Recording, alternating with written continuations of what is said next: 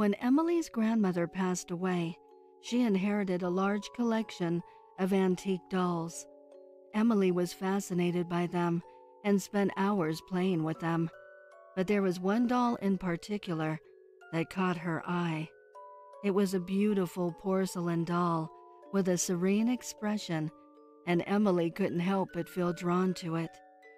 But as time passed, strange things began to happen. Emily would wake up in the middle of the night, feeling as though she was being watched. The doll seemed to move on its own, its position changing every time Emily entered the room. And worst of all, Emily started having terrifying nightmares in which the doll would come to life and attack her. Emily tried to ignore the strange occurrences, but they only grew worse. She consulted with paranormal experts and psychics, but none of them could explain what was happening. Eventually, Emily came to the realization that the doll was cursed.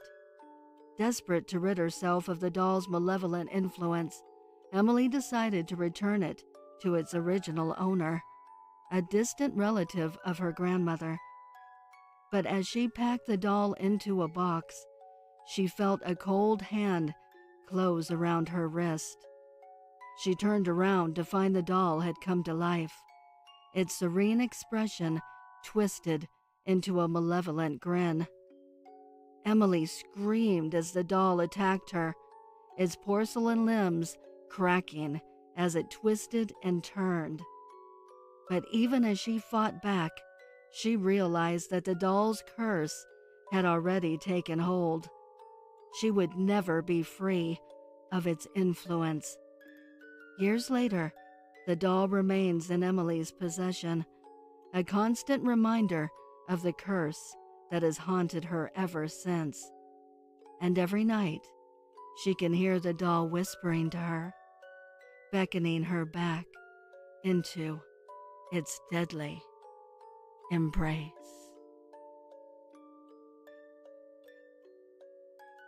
Doll in the Woods. Katie and Emily set out on their latest hiking adventure with enthusiasm, eager to explore the new trail that promised breathtaking mountain views.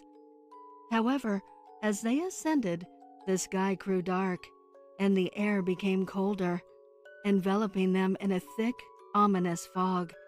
The silence was unsettling, and the atmosphere was nerve-wracking. Suddenly, Katie's attention was drawn to something lying on the ground ahead. It was a doll, abandoned and forgotten, with its ragged and dirty clothes. Emily shivered at the sight of it, feeling a sense of unease wash over her. Despite her friend's discomfort, Katie was drawn to the doll's blue eyes and curly blonde hair. However, as she picked it up, a chill ran down her spine, and she felt as if she were being watched. "Emily, did you see that?" Katie asked, her voice trembling. "The doll's eyes moved." Emily shook her head in disbelief, but as they continued on their trek, the doll began to act on its own, its head turning to look in different directions, as if it were alive. Emily's unease grew into a full-blown sense of dread as they realized that the doll was following them. As they tried to leave it behind, they found themselves lost in the fog, with no signs of civilization. The only sound they could hear was the eerie creaking of the doll's limbs. "We have to get rid of it," Emily whispered, her voice shaking with fear. "It's not letting us go." Every time they tried to abandon the doll, it would reappear, more menacing than before.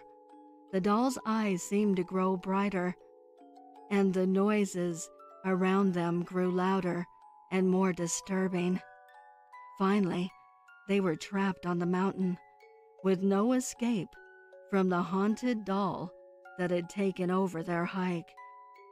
Their bodies were never found, and the only thing left behind was the eerie sound of their terrified screams, echoing through the mountains.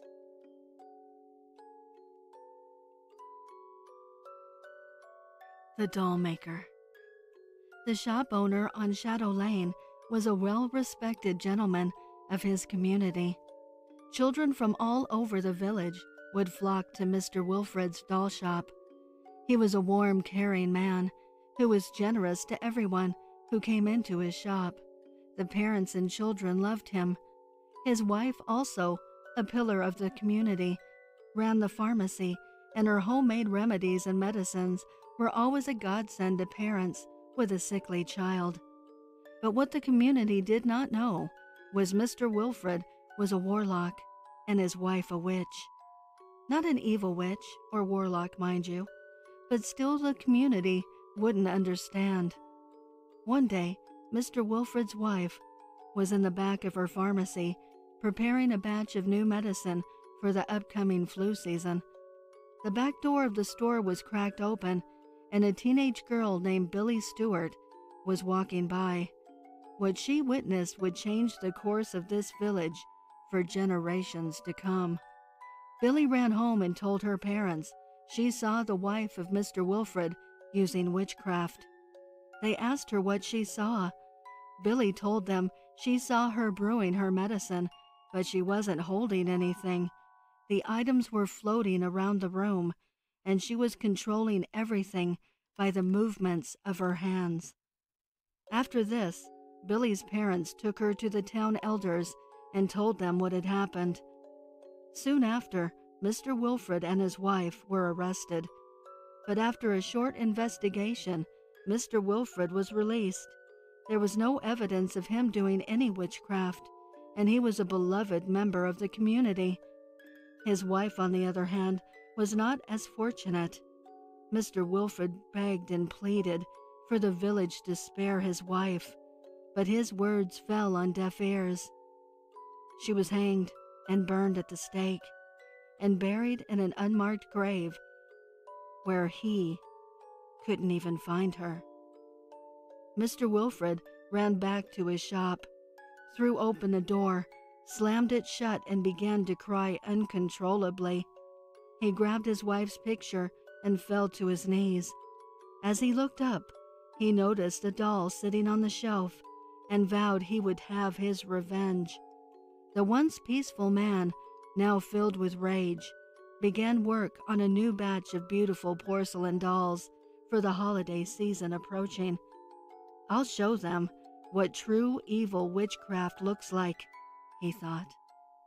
The next few weeks, he put on a smile as the parents came in and out of his store for Christmas presents for their children.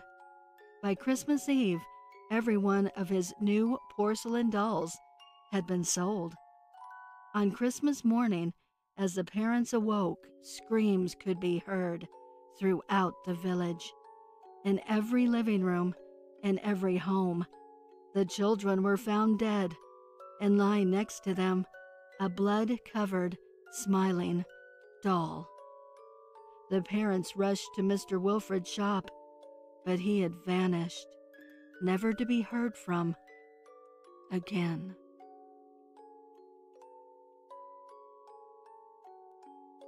The Haunted Doll. Samantha loved antique dolls, so when she saw the beautiful porcelain doll in the window of the thrift store, she knew she had to have it. She eagerly bought the doll and took it home, excited to add it to her collection. But strange things began to happen once the doll was in her house. Samantha would wake up in the middle of the night to find the doll had moved from its spot on the shelf and was now sitting on her bed. She chalked it up to her imagination and placed the doll back on the shelf. One night, Samantha woke up to the sound of the doll's laughter. She sat up in bed, and her heart began to race as she realized the doll was now sitting on her nightstand. Suddenly, the doll's head turned towards her, and its eyes began to glow red. Samantha tried to scream, but no sound came out of her mouth. The doll began to speak, its voice deep and menacing. "You should not have taken me from the store. Now, you will never be able to escape me." Samantha tried to run, but the doll had somehow locked the door from the inside. She was trapped with the haunted doll, and she knew she was in grave danger. She tried to fight back, but the doll was too strong. In the morning, Samantha's parents found her lifeless body in her bedroom, with the haunted doll sitting beside her. They tried to get rid of the doll, but it always found its way back to them. They finally buried the doll deep in the woods, hoping to never see it again. But sometimes, in the dead of night, they swear they can still hear the doll's laughter and the sound of its footsteps creeping closer and closer.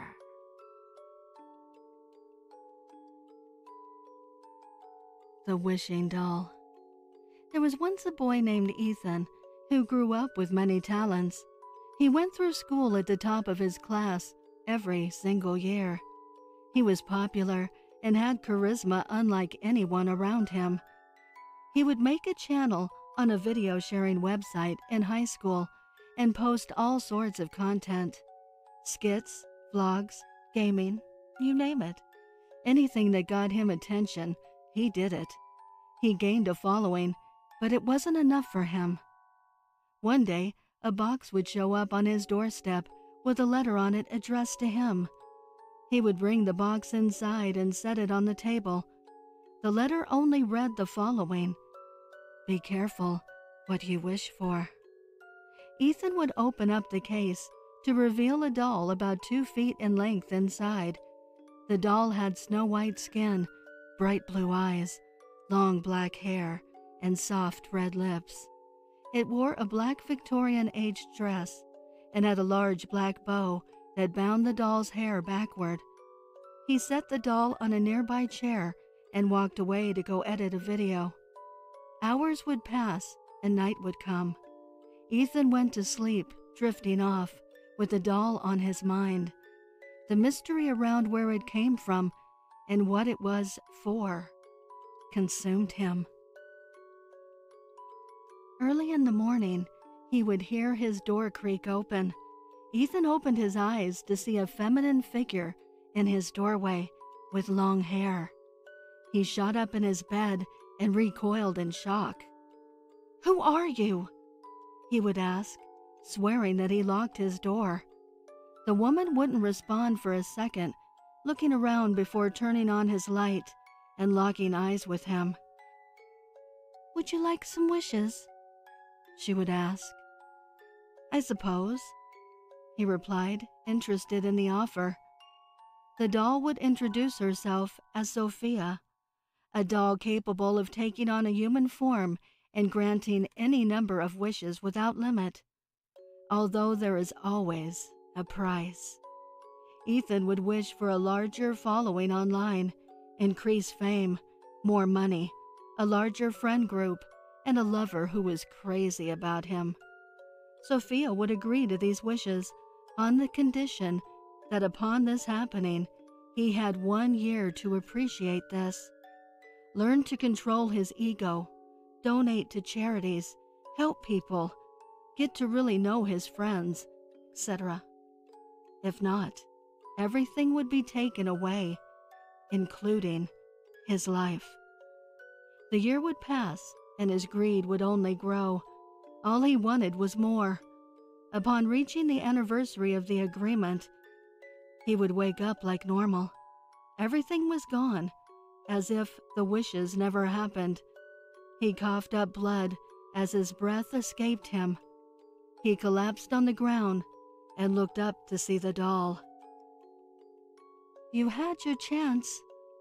Goodbye," Sophia said, sitting in a chair and watching him as he suffocated to death.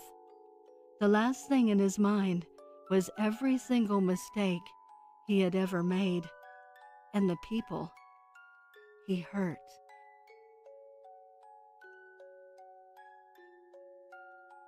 The doll. I hate this doll. It's funny. I was raised to never say that word. Hate is too strong a word.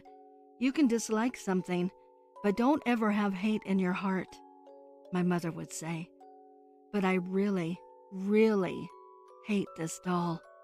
My grandmother brought it as a gift for my sister when she visited us from Mexico.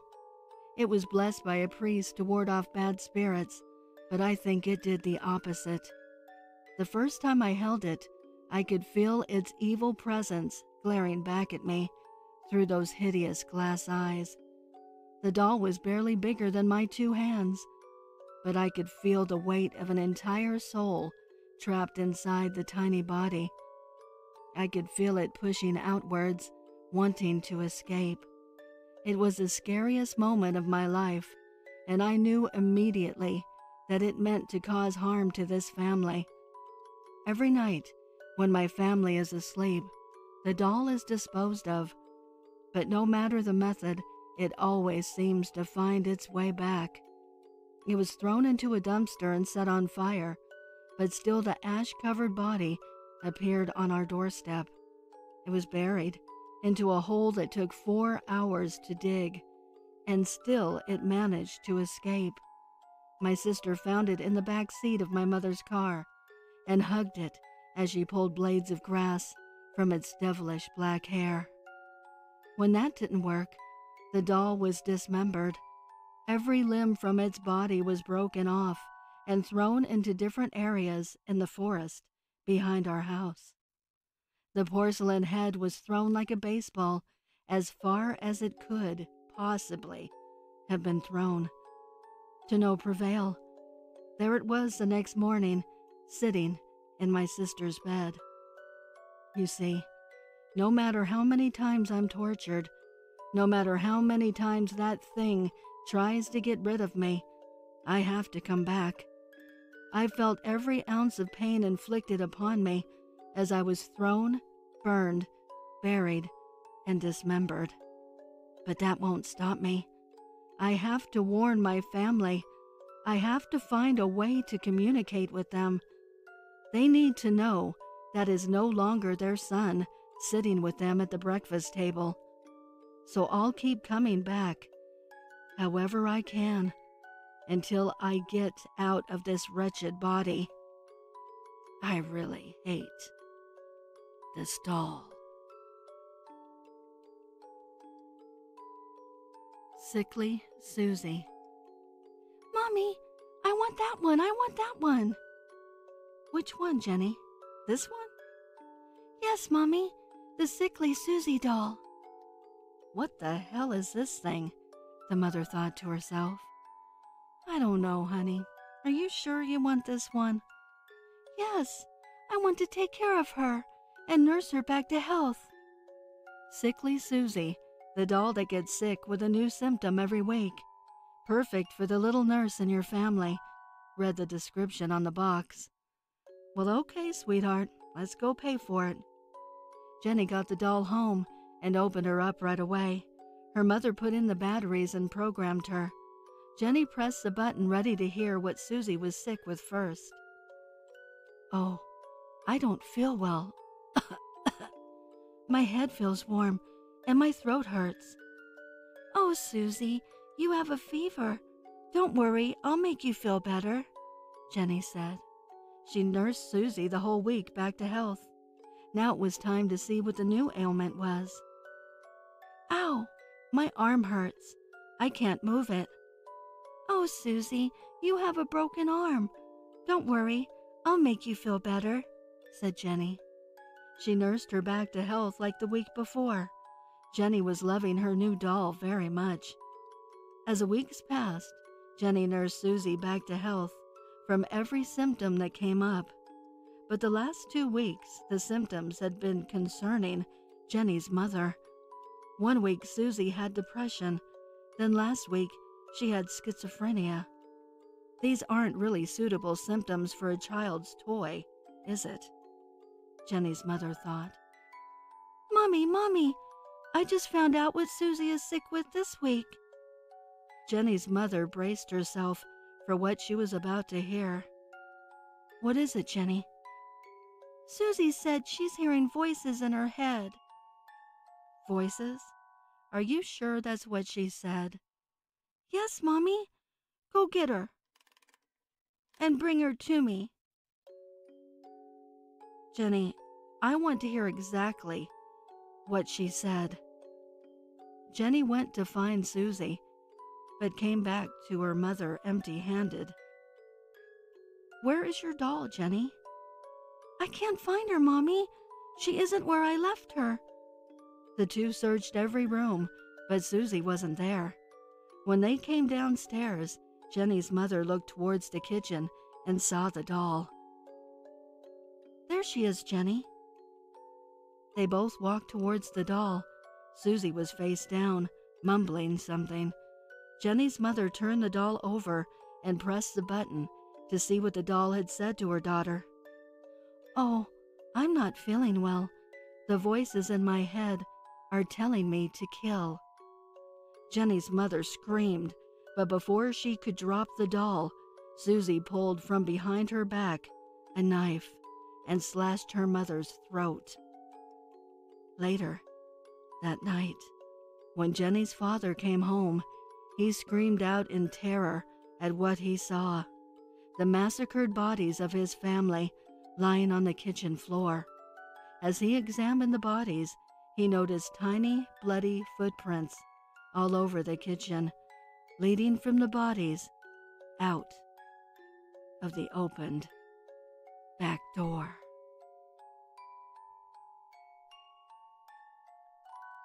My haunted doll. I have a love of porcelain dolls, old antique dolls, and general old-style things. I think they're beautiful, unloved, and creepy in a way that I enjoy. My best friend gifted me a new antique doll for the holidays, and she warned me she has a history of being haunted. I snickered and told her people always think that about old dolls. When my cat died suddenly, I assumed it was because she's old, had cancer, and it was just her time to go. When my dog refused to sleep in my room with my new doll, I laughed it off still. When my roommate went missing, I didn't connect the dots. Now, my boyfriend is lying in a pool of blood, and there's a knife under my pillow. They say I killed him in a blackout, but I don't drink, I don't do drugs, and nothing was found in my system. Fortunately, I have a very clear record of this haunted doll causing malicious problems for anyone who owns her. Guess he'll never cheat on my ass again, and definitely not with my roommate. I hope they'll let me keep her after the competency hearing.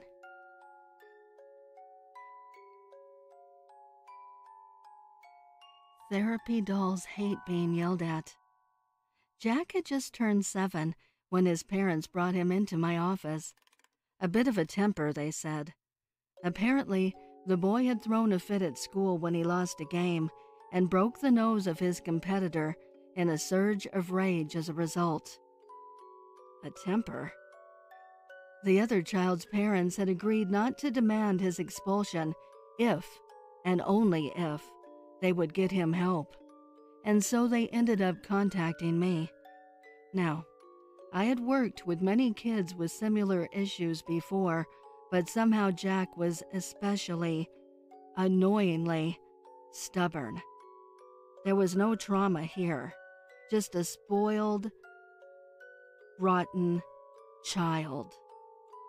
It didn't help that his folks had little faith in therapy, only doing this to prevent having to change schools. I could smell their disdain when they shoved him in and returned to the waiting room. Still, I tried. I truly believed everyone deserved honest care, especially those young minds, but he seemed intent on making this as difficult as he possibly could. Regardless what I tried, his disrespect simply grew. I asked him if he wanted to tell me about the incident, and I just got a grunt. I asked him if he preferred drawing it, and he called it, and me, dumb. I asked him if he'd rather play a game, and he mumbled a clear, bitch. Lastly, I asked him if he would instead prefer talking to Rupert, the therapy doll. Sometimes speaking to him is better than speaking to an adult, I explained. You can tell him anything. Just remember, he hates being yelled at. To anyone else, it would sound like a trick to encourage them to communicate calmly. I knew better, though. Unfortunately, that set him off completely, grabbing onto the puppet, screaming and shouting, roaring and shrieking, both incomprehensible sounds and swear words a child his age definitely should not know, simply because he was given one limitation. Better not yell at him, I reminded him with a subtle urgency, but to no avail. It would take another 20 minutes for his parents to take him away, loudly airing their grievances while doing so. At this point, it didn't bother me anymore, though. I knew their fate was sealed. A mere 20 hours later, I saw Jack's chubby face in the news. Family of 3 attacked in their own home. 7-year-old is the sole survivor. They described the worrying scene in detail, how Mr. and Miss Smith were found butchered, how Jack's vocal cords had been irrevocably damaged, and he was lucky to be alive, adding that the boy had written the word doll over and over again. Shock, apparently. I knew the truth. I always took Rupert with me. At least he'll be quiet now, I muttered, looking at the doll. But I do wish you could actually do some of the dirty work. You see, therapy dolls hate being yelled at. And so do I. Ventriloquist. Thank you all for your undying attention. See you next week for another unforgettable performance, he said as the audience broke out in applause. They knew the man behind Alfred was nothing more than a clever performer, expertly using his own hands to control the ventriloquist doll, while not even twitching his lips. It was a thoroughly fantastic experience, but despite the joy brought to his audience, Daniel did not smile. He kept his mouth shut each day until he was alone, never speaking without Alfred. Daniel had done this gig for almost 20 years by now, and his faithful doll had almost become a part of himself, or rather he, a part of it. He retreated back to his personal wardrobe, removing the makeup that had added to his amusing yet ever so creepy act. Still not saying a word, all the while Alfred sat quietly on a chair, seemingly staring at his master with dead eyes. The audience did not know what terrible secret had haunted Daniel for the past 3 years. He was still in great pain from the event that changed his life forever. Phantom pain was not an unknown phenomenon to Daniel. His own father had lost an arm in the war, but he could still feel his hand tightly grabbing his friend who had stepped on a landmine. It was a reminder that followed him until the day he died, but Daniel never thought such a thing could haunt him. While removing his makeup, he glanced in the mirror to see Alfred's mouth slowly slide open. The old doll had gone through some expected wear and tear over the years, but he firmly believed that he would perish long before Alfred. Who would his audience miss the most? He thought to himself. Once again glancing at Alfred, he saw his legacy, a painful reminder, his own tongue placed inside Alfred's mouth. After 3 years, it still seemed as fresh as a night it was taken from him, untouched by time. Daniel looked at Alfred with pleading eyes, silently begging for release, wishing for nothing more than to get his voice back. The doll moved its head from side to side, denying his master any freedom, and without a spoken word, Daniel knew that his tongue would only be the first of many things taken from him.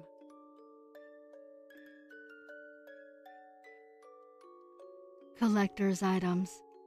Some people collect stamps, sometimes even rocks.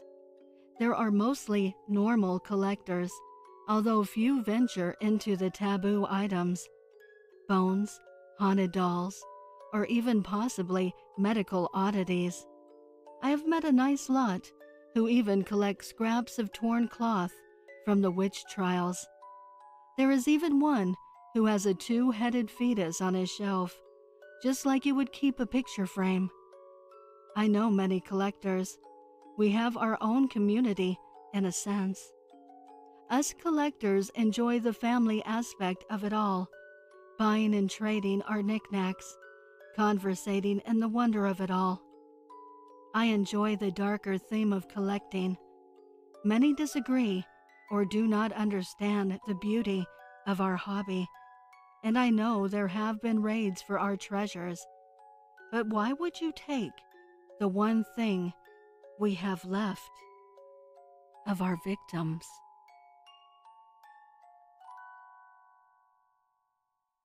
I would like to give a heartfelt thank you to the special friends of the channel. Your generosity means the world to me. If you would like to support the channel, the link is below in the description. Also, please send me your stories to duchessofdarkness27@gmail.com. You can also find me on Instagram at duchess.ofdarkness or Twitter at duchessofdarkn2. I want to thank you all for your support, your kindness, and your encouragement. I appreciate it so very much. Until next time.